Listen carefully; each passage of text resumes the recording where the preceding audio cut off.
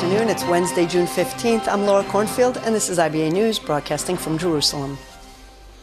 At this hour, the Jerusalem-Tel Aviv highway has opened to traffic after being closed intermittently from the morning due to a major fire that broke out in the Jerusalem forest next to the capital's Givat Shaul industrial area and Har HaMenuchot cemetery, with the flames threatening to spread to nearby Moza. Residents in the Givat Shaul and Har Nof neighborhoods were instructed to remain behind closed doors and shut windows. A number of roads inside Jerusalem were also closed to traffic. At noon, police evacuated workers from the electric company and other buildings in the Givat Shaul industrial area. Firefighters operated from inside the electric company's compound to prevent the flames from reaching the building.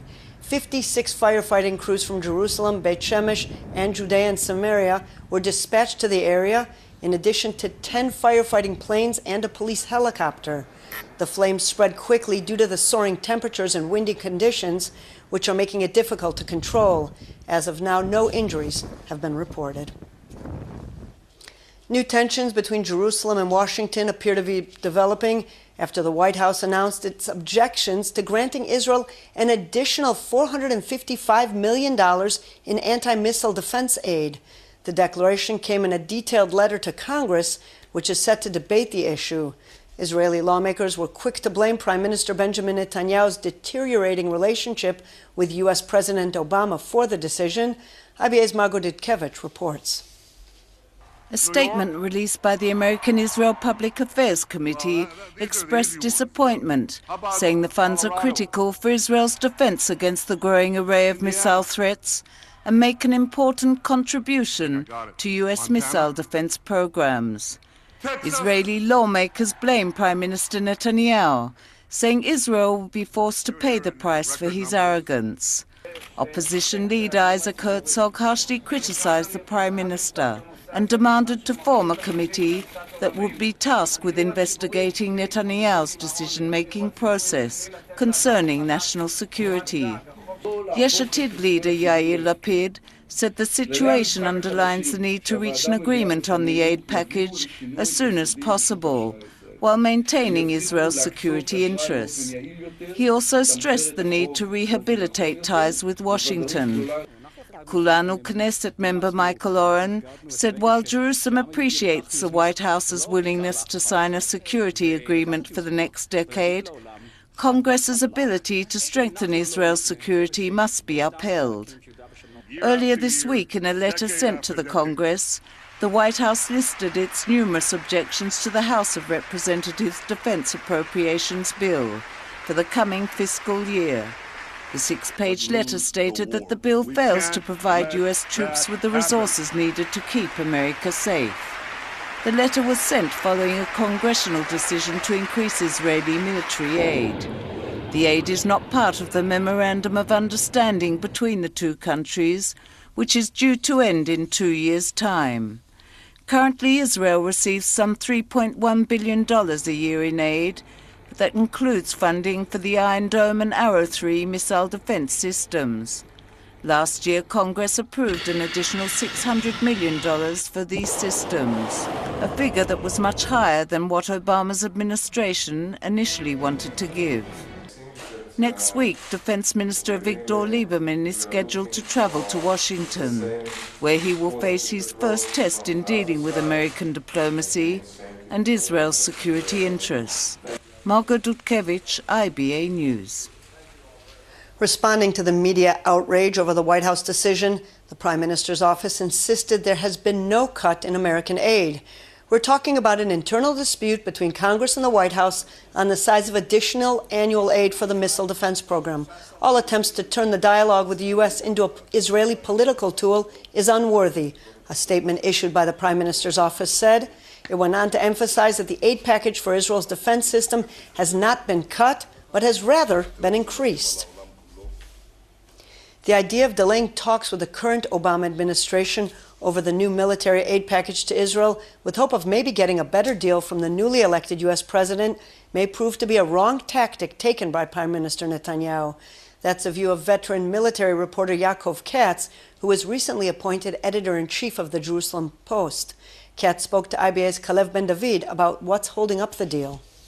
Israel, for the past 10 years, in a deal that was signed after the Second Lebanon War in 2006, signed a 10-year memorandum of understanding with the Bush administration at the time to get $30 billion plus minus over the next 10 years. So it gets about $3 billion a year. We, in Israel, the Israeli government, would like to increase that number somewhere closer to 4, if not even higher. And I think that that's really what the argument right now between Washington and Jerusalem kind of narrows or in on 2 points. One is the amount of money, how much it will be, and the second part of it is how much of it, if any, can be spent locally, domestically in Israel, right?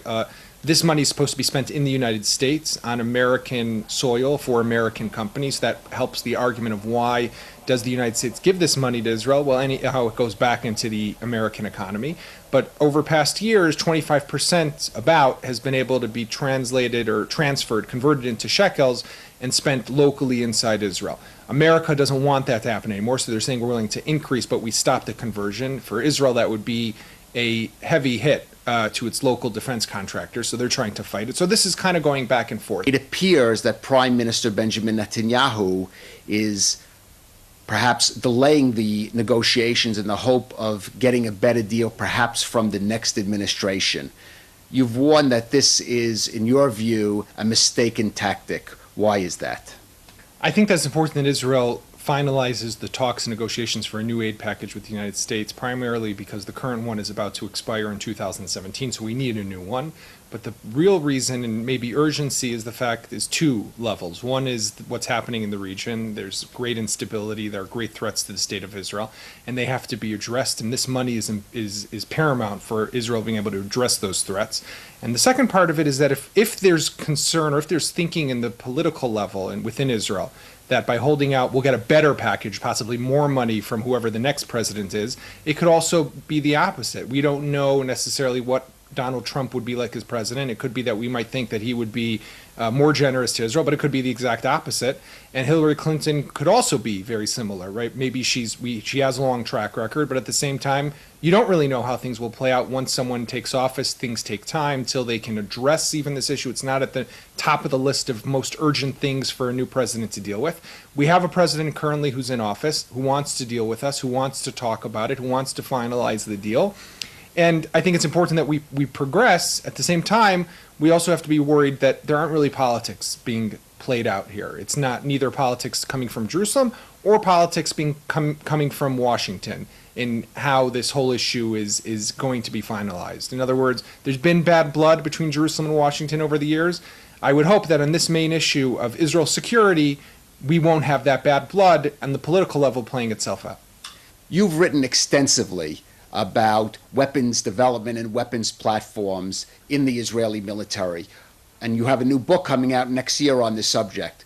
What are the big weapon platforms that Israel is hoping to get from the U.S. in the coming years, perhaps as part of this new aid package?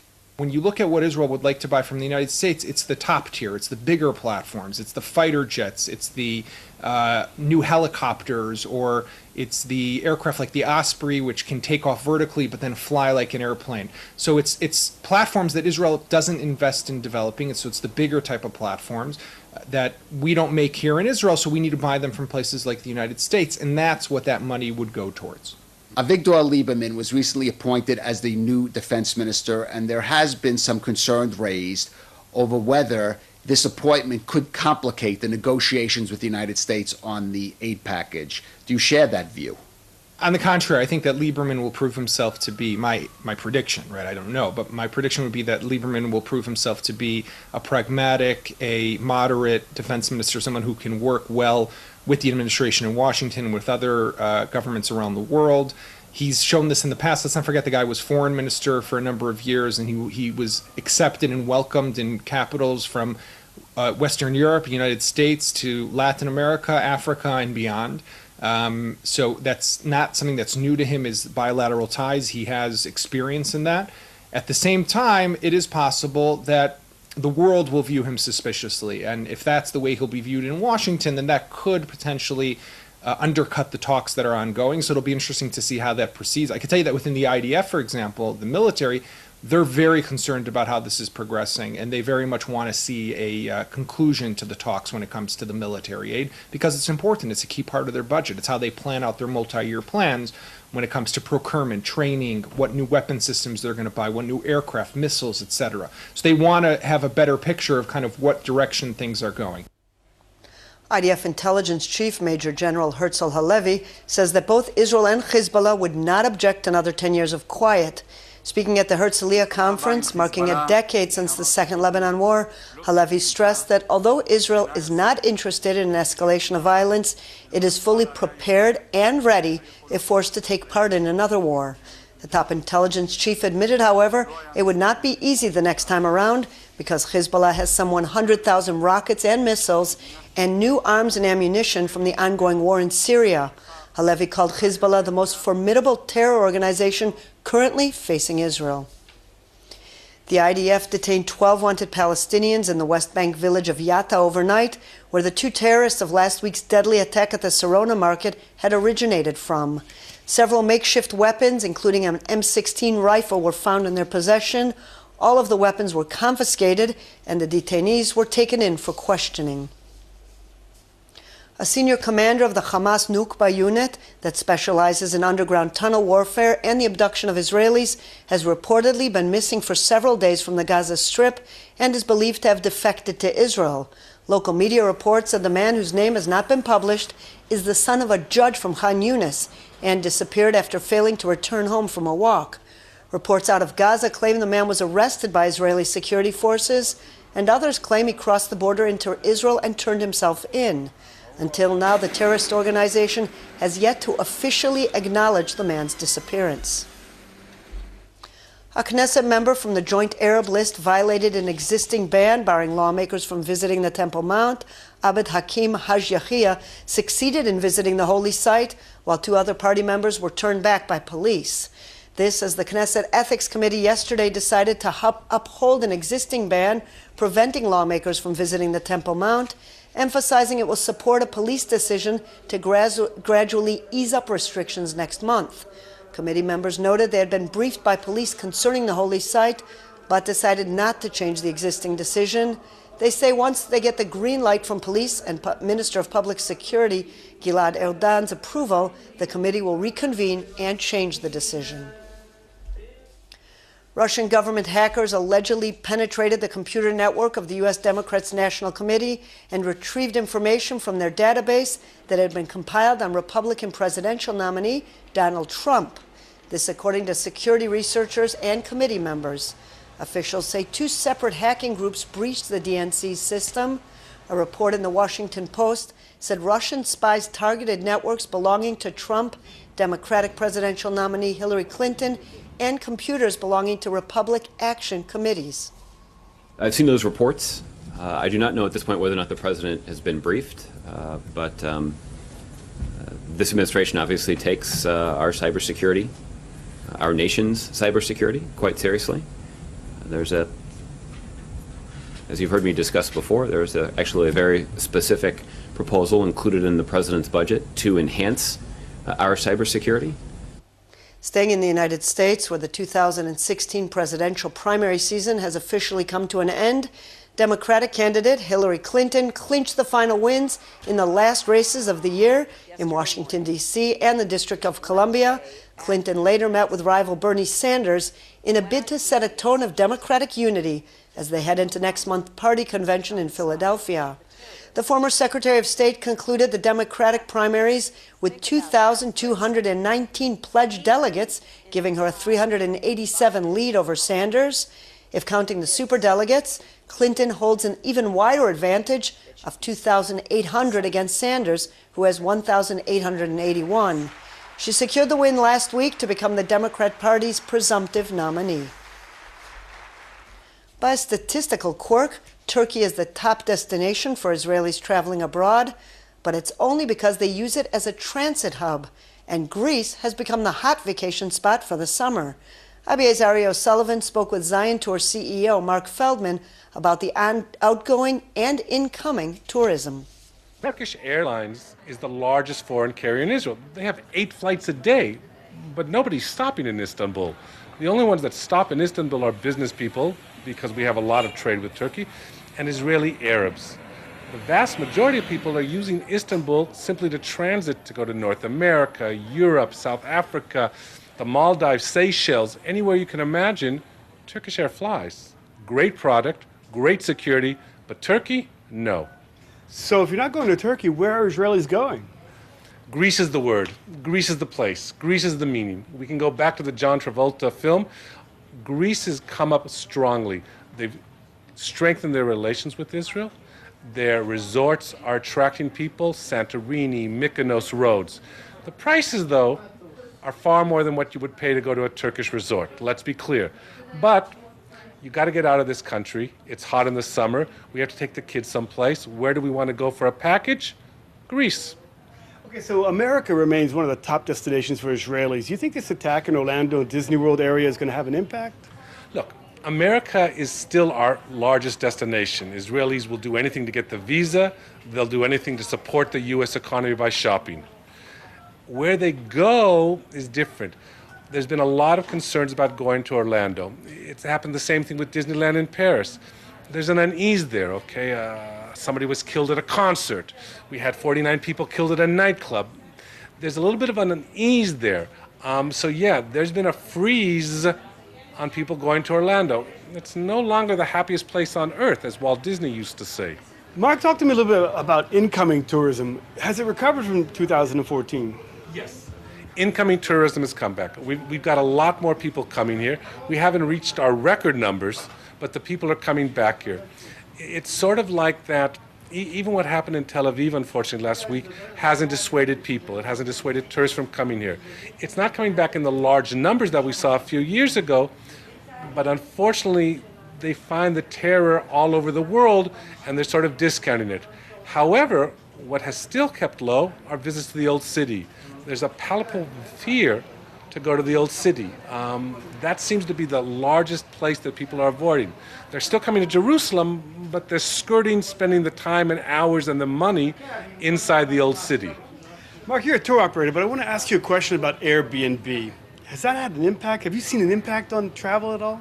I think Airbnb has changed the world. I think it's forced in Israel hotels to lower their prices, and I think it's given tourists a reasonable option.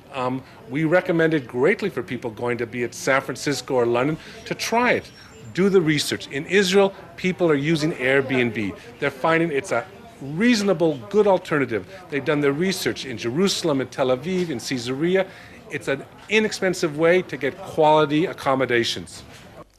And Mazel Tov to Knesset Speaker Yuli Edelstein, who last night wed Irena Nevzlin in the rooftop of a yeshiva overlooking the Old City, Western Wall, in a small ceremony attended by dozens.